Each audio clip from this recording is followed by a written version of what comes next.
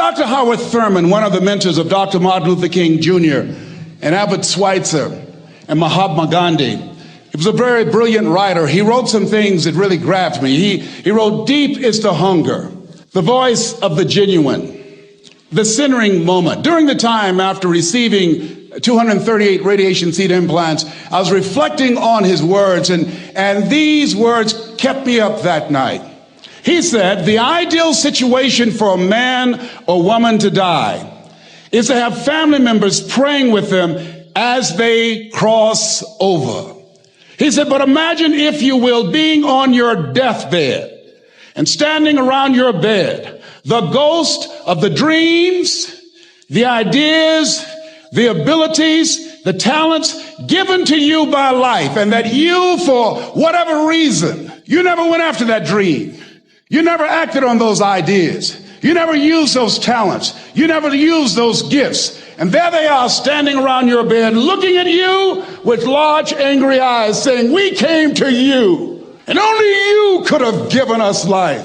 And now we must die with you forever.' And the question is, if you died today, what dreams, what ideas, what talents, what books, what music, what leadership, what voice will die with you?" Miles Monroe, great orator and speaker, said the wealthiest place on the planet, it's not in the Far East where there's oil in the ground. It's not in South Africa where there are diamond mines. He said the wealthiest place on the planet is the cemetery, because there you'll find greatness that we've never seen. There you'll find talent and genius and potential never actualized. Perhaps that's why Henry David Thoreau wrote the words, "Oh God, to reach the point of death, only to realize that you've never lived." Maybe that's why some unknown writer wrote the words, "What if you live your whole life only to discover that it was wrong, that it was wrong, that you were chosen to do something else and you didn't do it?" I want you to think about your goals and dreams in the three categories that I mentioned: personal, professional, and your social contribution. See, ladies and gentlemen, I've been an entrepreneur for 20 years. It's my 21st year. I could have been speaking and training for 34 years. But for 14 years, I was living in my head. For 14 years, I stopped myself. For 14 years, I used to go see Zig Ziglar, that I considered the #1 motivational speaker on the planet. Zig Ziglar and Tony Robbins, they're the best on the planet. Bob Proctor, they're the best on the planet. Jack Canfield, Mark Victor Hansen, T. Harv Eckert. I would go and see them, and then I would leave, and my conversation with myself was, my heart would say, I can do that. And then my mind would ask, how? How would you do that, Les Brown? See, when I was in the 5th grade, I was identified as EMR, labeled educable, mentally retarded. Put back from the 5th grade to the 4th grade. I failed again when I was in the 8th grade. I have no college training. And a man changed my life, and I'll never forget his name, Mr. Leroy Washington. He's in his 80s now, and he's blind from glaucoma, but he gave me a different vision of myself. I was in his class waiting on another student. He came in and said, "Young man, go to the board and work this problem out for me." I said, "Oh, sir, I can't do that." I said, "Why not?" I said, I'm not one of your students." He said, "Look at me." "Yes, sir. Go to the board and work the problem out anyhow." I said, "Sir, I can't do that." He said, "Why?" I said, "Sir, because I'm educable, mentally retarded, sir. I'm in special education." And the students started laughing. They said, "That's Leslie. That's not Wesley. He's DT. Wesley is the smart twin." He said, "What does DT stand for?" I said, I'm the dumb twin, sir." And as the students laughed at me, he came from behind his desk. He looked at me and he said, "Don't you ever say that again. Someone's opinion of you does not have to become your reality." On one hand, I was humiliated. But on the other hand, I was liberated, because he looked at me with the eyes of Goethe, who said, "Look at a man the way that he is, he only becomes worse. But look at him as if he were what he could be, then he becomes what he should be." And so we developed a relationship. And one of the things that I can just tell you as you think about your goals and dreams, all of us can say in a spirit of integrity that it's possible. That if anybody at any point in time lived their dream, then it's possible that I can live mine. And what I did was, I made a mistake. I looked at my goals and dreams, and my mind said, "How will you do that?" I went from my heart to my mind, and I stayed up there for 14 years. 14 years. I can't bring those 14 years back. Those years are gone. And I've made a mission in my life to help people to stop putting it off and procrastinating. How many ever thought about something you wanted to do and you procrastinated? You talked yourself out of it. There's a proverb that says, if there's no enemy within, the enemy outside can do us no harm. And so, as you look at your goals and dreams, every day we must convince ourselves, we must sell ourselves on that it's possible. Every seminar, every workshop, every book that I've ever read, every speaker that I've ever heard, it interrupted what I was believing about myself. Everything that you do, everything matters. As you go through each day, I know now as I look back at age 63, looking at my life, everything matters. T. Harv is right. How you do anything is how you do everything. And I realized that the choices I was making was based upon how I saw myself. It's necessary as you look at your goals and your dreams, it's necessary that you have a strategy and a game plan to change the story that you believe about yourself. And that's an ongoing process. I've discovered, and many people have, that what we do, what we accomplish, what we produce is a result of the story we believe about ourselves. My favorite book says, be ye not conformed to this world, be ye transformed by the renewing of your mind. And so as I began to work on myself, I realized that I'm getting out of one story and stepping into another story. As I become aware of some things, there's still some things I'm not aware of. So I'm still growing, I'm still developing. I'm like the lady who said, Lord, I ain't what I want to be, ain't what I'm going to be, but thank God I sure ain't what I was. But I realize that you have to work on yourself on a regular basis for mental mindset and stamina, because things are going to happen to you. I believe that the reason that most people go to their graves with their talents and abilities and skills in them is because of the fact, number one, many are like me. They didn't know that they didn't know and thought they knew. I thought I knew myself, and I really didn't know myself as well as I thought. I've discovered that sometimes people can take you to a place within yourself that you can't go by yourself. The other reason is I was afraid. I never worked for a major corporation. I wanted to speak for corporations. I was afraid I would be exposed because I don't have a college education. I felt inferior because of the fact that I don't have a college education. I allowed that level of fear of failure to stop me. And because I never had any experience in it, I assumed that I could not do it. I was paralyzing myself by believing and assuming the limited part of myself as opposed to believing that I had something special. You have something special. There's something you want to do. Because you don't know how to do it doesn't mean that you can't learn. I like something that I heard. You don't have to be great to get started, but you have to get started to be great. See, the people that will live their dreams, the 2% that will do that, become a risk taker. They're risk takers. They don't mind failing. They don't mind making mistakes. They're willing to take life on, take life in the collar. This, God said, if you're not willing to risk, you cannot grow. And if you cannot grow, you cannot become your best. And if you cannot become your best, you can't be happy. And if you can't be happy, then what else is there? I like what Helen Keller said. She said, life is short and unpredictable. Eat the dessert first. Well, one of the things about life, you're going to get hurt. You're going to make some mistakes. You're going to fail your way to success. But you got to be willing to experiment. You got to be willing to push yourself. You got to be willing to challenge yourself by putting yourself in a perpetual state of discomfort. And so, but things happen in life. When you have goals and dreams, things happen. I had no idea. Midway of my third term, my mother became ill. She was diagnosed with breast cancer. And my brothers and sisters called me and said they're going to put her in a nursing home. And I said, no. They said, we thought you would say that. We've interviewed the best nursing homes in Dade County. I said no. So I had a problem. How can one woman raise 7 children who couldn't take care of themselves, but 7 grown people couldn't take care of one woman? I had a problem with that. And I said no.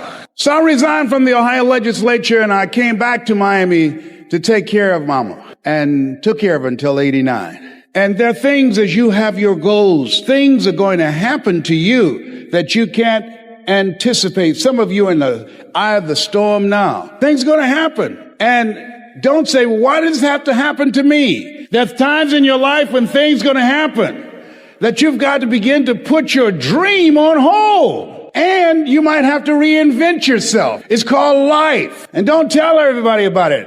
80% don't care and 20% glad is you. You have to suck it up and handle it. That's what it's called being in business, being an entrepreneur, being a risk taker, walking by faith and not by sight. What keeps you in the game? If you know someone has done it, you know that you can do it. And that feeling alone, when you want to give up, when it doesn't look like things are going to work out, that thought alone that it's possible because someone has done it, that means that in some way, somehow, I might be able to do it. And that will keep you strong. That will keep you challenging yourself to become more creative and resourceful and skillful. Next thing is that once you know and determine what your dream is, what your goal is, where you want to go, what you want to do, what you want to experience, that it's not enough to look at what your options are. Next thing you know is that as you have this dream, that it becomes necessary that you live this dream. So they talk a lot about people dying from their diet, about what they're eating. But I strongly believe, and I said it once and I'll say it again, that more people are dying because of what's eating them. See, when you know what you're supposed to do, or if you know you can do more than what you're now doing, and you're not doing it, life will eat you up. It will wear you out. You will live to regret it. When you are acting on your dream, or if you're seeking and relentlessly trying to find your purpose, what fits for you, it means a level of mental healthiness. It means a level of peace. Life now takes on an adventure. Life now has some new meaning. But if you decide to settle to be less than what you are, to enjoy less than what you know you are capable of producing, if you decide to continue to live within your comfort zone and just say, oh, it doesn't matter. No, your dream does matter. People with dreams live longer than people without dreams. People who have something to look forward to, they don't need an alarm clock to get up in the morning. You got a different kind of energy about you. You're talking about not only extending your life, but adding life to your years when you know what you're supposed to do. So now your dream is not optional. No. It's necessary. Not only it's possible, but it's necessary that I do something about this. Because if I don't, it's going to eat me alive. It's going to drive me crazy. No, I've got to do this. Wherever he is, he starts doodling something. Have a friend who she writes. She's always writing something. Why? She's got to do this. She's got to express what's in her. You got to find your thing, and whatever it is, it's necessary that you do it. Now, here's what we know. And as you know that it's possible, then it's necessary that you act on this dream, it takes you to the next level. People are going to help you along the way. You're going to get some help. Also, you can get some opposition. You're going to have some challenges. That's not just going to just open up easily for you to walk in and get what you want. Otherwise, everybody else will be doing that. And so how do you make this dream come true? What's going to be the determining factor? Here's what you know. The determining factor is you. That you're going to make it happen. You are the difference. Nobody can do your work for you. Nobody's going to take care of business for you. Nobody's going to live your dream for you. Nobody's going to sing your song, operate your business, do this great work that you have been selected by the universe to do. Nobody's going to do that for you. That's some stuff that you have been given to do, and if you don't do it, it won't get done. Very good friend of mine who died recently, who wanted to speak, who was a great writer. One of the most painful things I went through was at her house with her husband as we looked at things that she had started writing, and she never completed them. She never completed those poems. She had papers everywhere. Stories. I remember a play she said she was going to write. She never wrote that play because that play will never be written, ladies and gentlemen. Whatever her approach, whatever her ideas, whatever those creative energies are that was going to be in that project, that's gone now. And I'm saying to you that what you got, what you showed up, that if you don't give it, it won't be given. And that if you don't do it, we all suffer. Life is less for all of us. All of us got something. So here's what we know. That if it's going to happen, it's you. You got to take ownership for making this happen. You are the one. It's you. If it's going to be. It's you. You are the captain of your ship. You are the power in your life. You are the force behind your achievement. Circumstances, lack of money, lack of support, obstacles, none of those things can stop you. They can make it inconvenient, but ultimately, it's you. You will make the difference. Will I be able just to walk out there and get it? No. That you're going to experience some hard times, some disappointment, rejection. Things are going to go wrong. Things that you thought would happen one way won't happen that way. You find out that it's much easier to get into something and it costs you more to get out of it. So here's what we come and develop an appreciation for. Why is it that people don't want to grow? Why is it that they just settle for being less than what they are capable of being? Why is it they shy away from doing their stuff and challenging themselves and taking life on and making it an exciting adventure? Why is it? Because living your dream, it's hard, ladies and gentlemen. I tell you, I don't want that kind of responsibility. No, that's okay. I'll stay back here. No, that's all right. It's hard living your dream. It's hard taking the heat in the kitchen. It's much easier to try and take the low road than to come up, stand up front and take life on and take it in the collar. Most people won't do that. Most people don't have that kind of boldness about them, that kind of gutsy attitude about life. It's hard, yes. Changing your life, breaking habits, rebuilding yourself. It's hard. Starting all over again. That's hard. When you've seen your dreams go up in smoke, when you take a chance, you act on something you just knew it's going to work out and it doesn't. It's hard, ladies and gentlemen. There, you know what I'm talking about. You know it in your guts. That life has whipped you real good and kicked dirt in your face. And people have counted you out and said, I told you, fool, not to try that. I told you. Why'd you listen to me? You say, you wouldn't listen. Now you don't have nothing. How you like that, Kadumbo? Friends like that, you don't need any enemies. So what if it's hard? If it's hard, make it okay that it's hard. Really doesn't matter what you're going through. Only thing that matters is how you handle it. Only thing that matters how you deal with it. That's all that matters. Benjamin Weir was held captive in Lebanon for 16 months. He said the first 12 months he was chained to a radiator. He was released and he came to talk about what happened, how he handled it, how he dealt with it. And he said during the time that he was chained, he said every day I would go down each chain. And he said I viewed the chain as my Protestant rosary beads. And he said that as he looked down each link, he said I would identify something that I had to be thankful for. In the midst of the torture that he was experiencing and being a captive, he had good reason to be panicked. He had good reason to be miserable. He had good reason to be angry. He had good reason to feel cursed and deserted, to feel hopeless, to give up. He had good reason to do that. To be depressed. He had good reason. Here's a man looking for ways that he can think about the things, the blessings he can count in his life, not focusing on his problems, but looking at the things in his life that he could be thankful for. He said at a press conference, what would you say to your captives today if they were here? What would you say? He said, I would say goodbye. John Gross went on to write, he says, an optimist sees an opportunity in every calamity. Pessimist sees a calamity in every opportunity. But when you make it okay, what can make you make it okay? Your attitude about it. That you decide that this is not going to determine who I am. Charles Swindoll said about attitude, he said, the longer I live, the more I realize the impact attitude has on life. Attitude to me is more important than facts. He says it is more important than the past, than education, than money, than circumstances, than failures and successes, than what other people think or say or do. It is more important than appearances, giftedness, or skill. It is something that can make or break a company, something that can make or break a church or a home, something that can make or break you. The remarkable thing is we have a choice every day regarding the attitude we will embrace for that day. We cannot change our past. We cannot change the inevitable. The only thing we can do is play the one string we have, and that is our attitude. That's all we can play. I am convinced that life is 10% of what happens to me and 90% of how I react to it. And so it is with you. We are in charge of our attitudes. And when you're in charge of your attitude, you say, if it's hard, then do it hard. I won't allow this to stop me.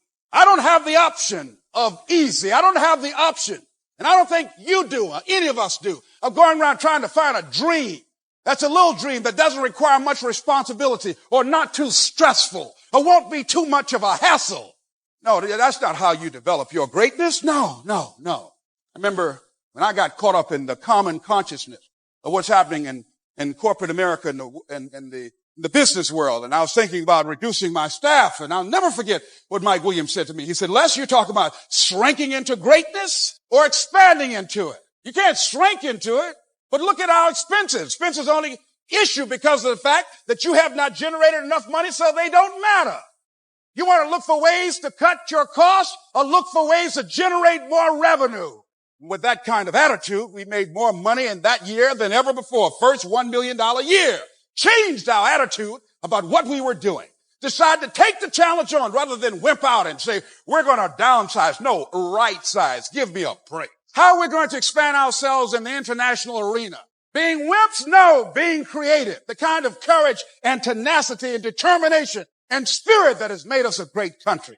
So it's hard. Who cares? Next thing is that we know that we are not gluttons for punishment. Yes, we most certainly would like for things to work out for us. And none of us want to just go through changes unnecessarily. So what will make a person pay that kind of price? What would keep a person in the game? What will make a person take on that kind of responsibility, face those kind of pressures? What would keep a person strong? I say to you, when you talk to the people that are manifesting their greatness, the people that are moving and expanding and making a difference in life, in business or in their personal lives or on a social level, I'm saying if you ask those people, why do you do it? They will say it's worth it. That's why I do it. It's worth it. It's worth it to me to pay this kind of price. What is it that makes it worth it in your life? Nietzsche said, if you know the why for living, you can endure almost any how. So what is the why in your life that will make it worth it? And I say, it's your purpose. It's your life's purpose. It's the reason that you are here. It's the reason that you showed up on the planet, that you're in alignment with what you are supposed to do. That you're creating, that you're building, that you're making a difference, you're making impact, because this is who you are. You have got to express this. You've got to do this. You won't have any peace unless you do. And so here's what we know as we look at the dreams that we have. If they're out of reach right now, we know in spite of that, it's possible I can have my dream. We know as we start working on it, that it's not optional, that it's necessary, that I live my dream, that I do my work, that I'm working constantly to express who I am. I'm working constantly, experimenting with life, trying to find out what my stuff is, what I'm supposed to do. And I know that it stops here, that it's on me, that I'm the one that's got to do this.